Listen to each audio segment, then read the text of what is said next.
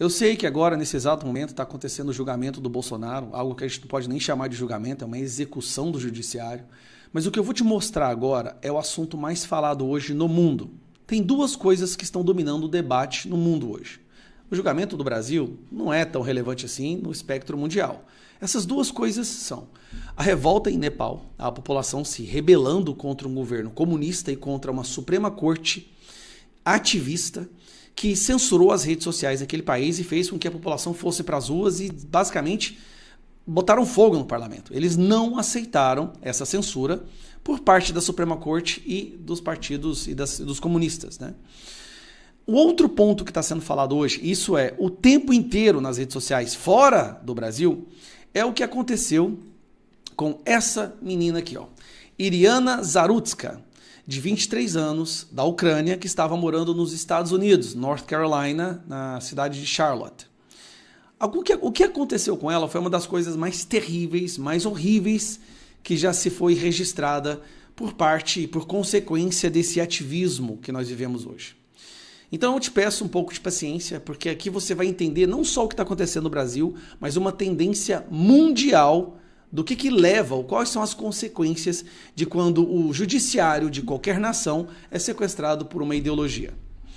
Essa aqui é uma modelo que estava pegando um trem. Você deve ter visto partes do vídeo, né? Acho que não tem como você ter internet e não ter visto alguns trechos. Eu vou esmiuçar para você entender o que aconteceu. Essa é uma modelo da Ucrânia, morando nos Estados Unidos, de 23 anos. Uma menina normal, como qualquer uma da sua idade, inclusive até meio militante. E uma das coisas que ela militava é pelo movimento Black Lives Matter, né? Vidas negras importam. E essa imagem, eu acredito que você viu ela em algum lugar por aí já. Ela sentou nessa poltrona aqui, num trem, e esse cidadão aqui logo atrás, sem explicação nenhuma, sem nenhuma motivação, tira do seu bolso um canivete e enfia um canivete nela. Ela morre pouco depois por hemorragia. E ela era uma militante, como é normal dos adolescentes doutrinados hoje em dia por conta das faculdades e do sistema educacional. Ela era uma militante do Black Lives Matter, certo?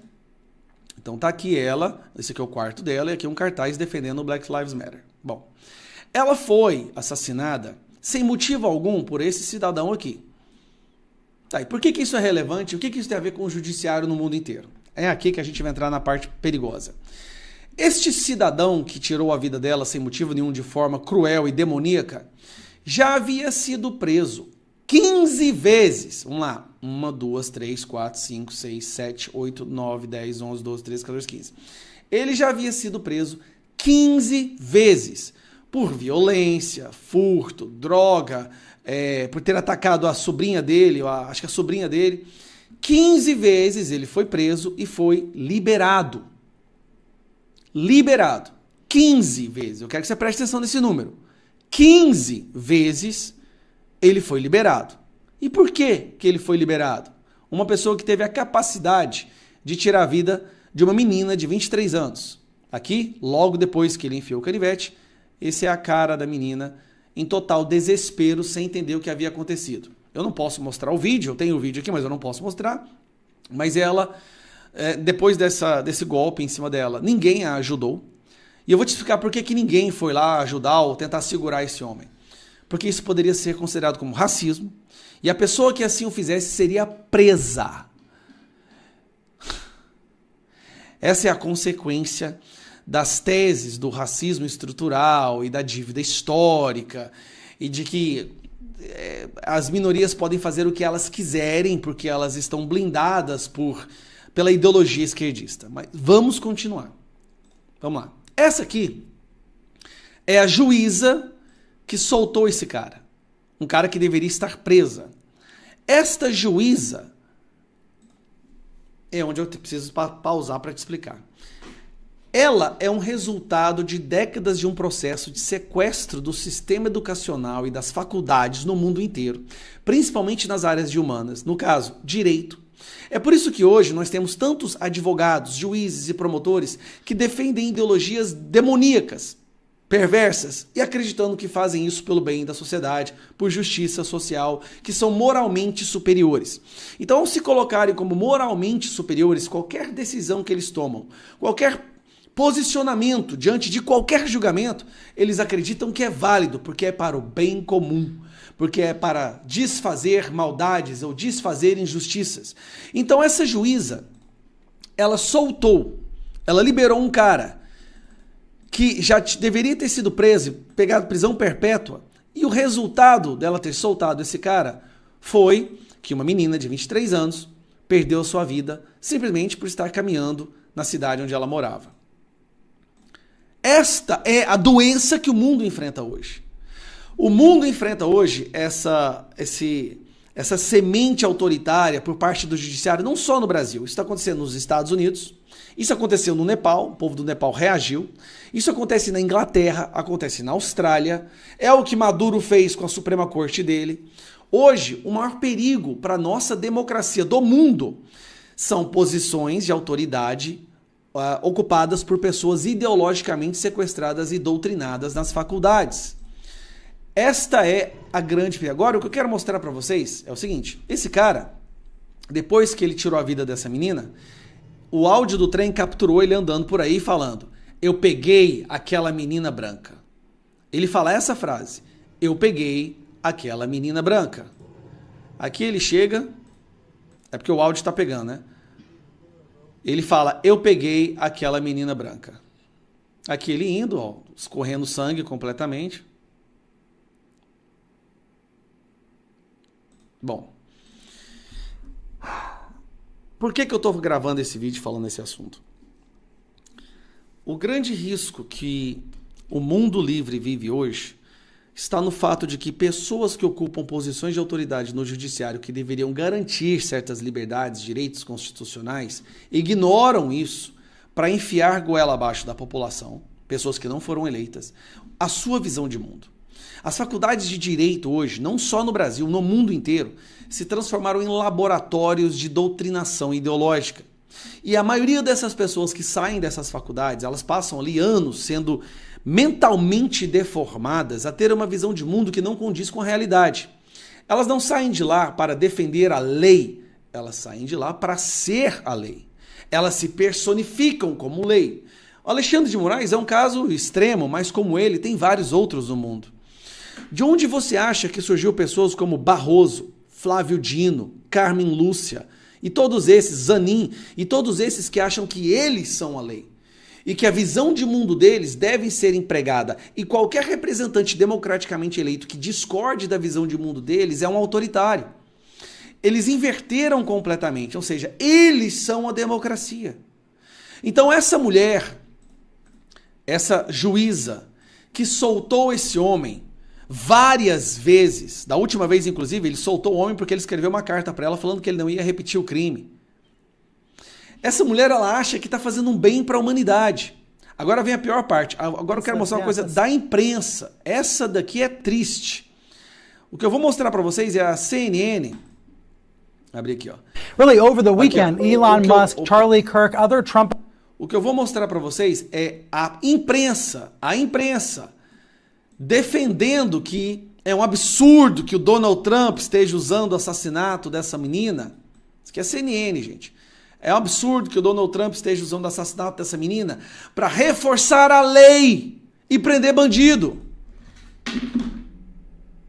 Symbol of big city crime. We heard President Trump asked about it yesterday when he was heading home from New York City. He didn't seem to know much about it. He said he would get briefed, and then today Trump did know all about it. That's exactly what has happened here. This story has trickled up from local news to social media. Line figures into attention, and it's being used, as you said, Brianna, as a political symbol. Trump está usando isso como símbolo político. With MAGA media calling for more forceful punishments. O movimento da MAGA, que é o Make America Great Again, usando isso como uma coisa para reforçar a punição. And more incarceration. E mais encarceramento. I have to say, some of the replies to Musk, some of the comments around this story are baldly racist.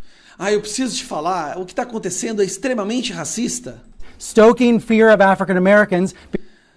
Enfiando medo em afro-americanos. Because this man attacked a white woman. Porque esse homem atacou uma mulher branca. Agora é o seguinte, o homem já está virando vítima, de acordo com a imprensa, porque só está tendo essa revolta toda porque era uma mulher branca. Agora eu te pergunto, se fosse um homem branco fazendo isso com uma mulher negra, o mundo estaria acabando. Nós estamos vivendo um momento sombrio da humanidade, mas muito sombrio. Protejam seus filhos da doutrinação. Seus filhos adolescentes que estão na faculdade, conviva com eles e os proteja desse sequestro ideológico. O grande perigo da humanidade hoje não é mais o crime organizado.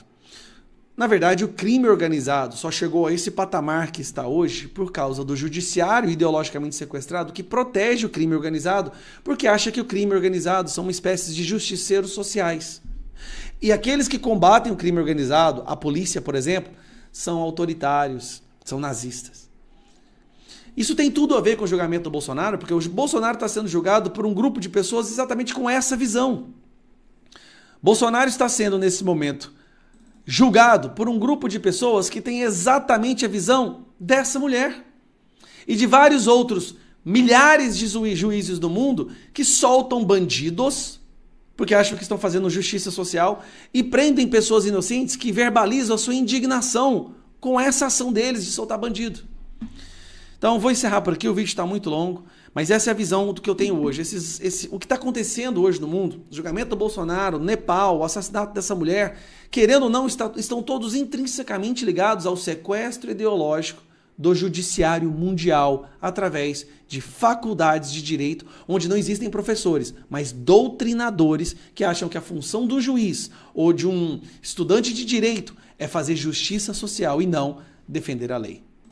Fazendo apenas o meu dever de divulgar a verdade, eu vou apresentar para vocês agora um trecho da coletiva de imprensa no qual o senador Flávio Bolsonaro, filho do Jair Messias Bolsonaro, apresenta provas irrefutáveis de que esse julgamento deveria ter sido anulado há muito tempo.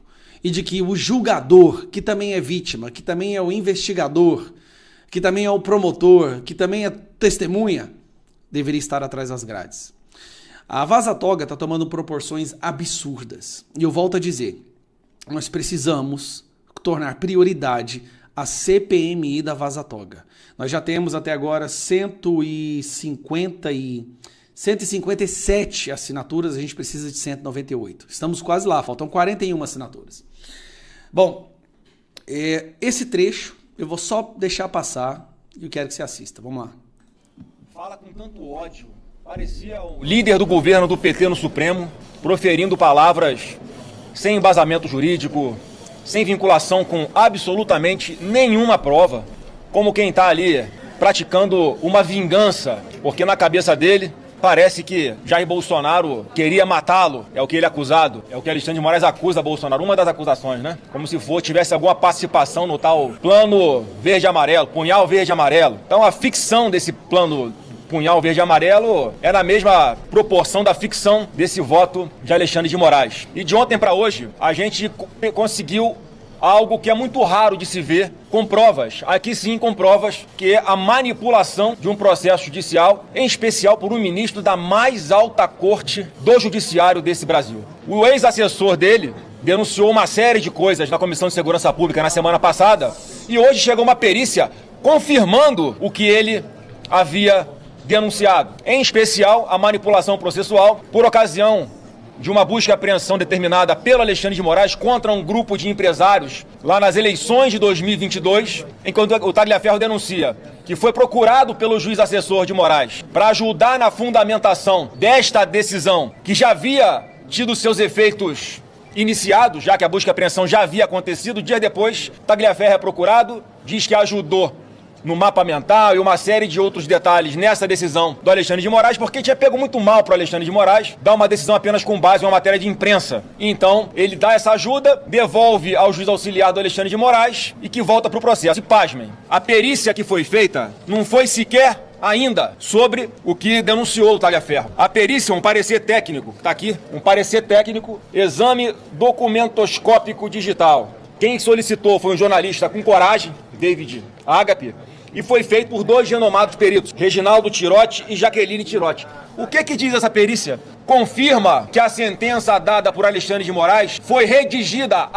6 dias após a sentença ter sido dada, com data retroativa, portanto. A sentença foi produzida 6 dias depois e lançada como se tivesse sido feita no dia que ele tomou a decisão. E o mais interessante, como eu disse, que não é uma perícia feita sobre o documento fornecido por Tagliaferro. Foi feita com base no próprio documento do Supremo Tribunal Federal, que é público. Foi extraído da página do STF. Esta parte é a parte mais escandalosa que deveria hoje tomar todo o noticiário brasileiro. Não é um documento que o Tagliaferro ofereceu. O Tagliaferro fez uma denúncia e apresentou provas.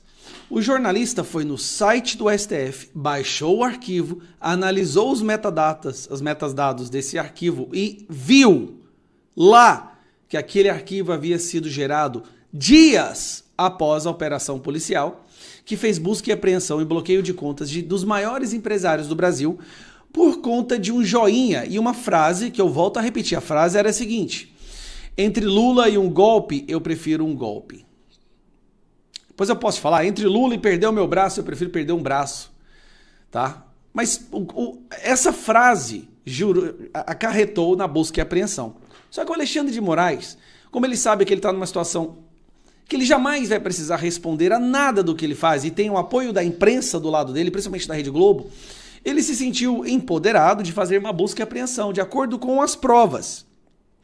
E depois, quando foi cobrado de uma justificativa, mandou fabricar um relatório para justificar uma busca e apreensão retroativamente.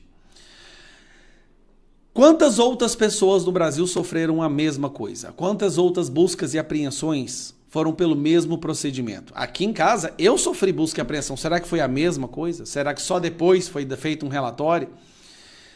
Uma pessoa que é pega numa situação como essa, não importa qual a posição de autoridade que ela ocupe, ela deveria ser sumariamente retirada do cargo. Sumariamente. Imagine, qualquer juiz no Brasil que é pego fazendo isso, imediatamente ele é suspenso. Imediatamente. Mas no caso do Alexandre de Moraes, ele é ovacionado pela imprensa e pela esquerda brasileira. Parabéns por agir de forma ilegal, ditatorial, para perseguir aquelas pessoas que nós não gostamos. Isto sim é democracia.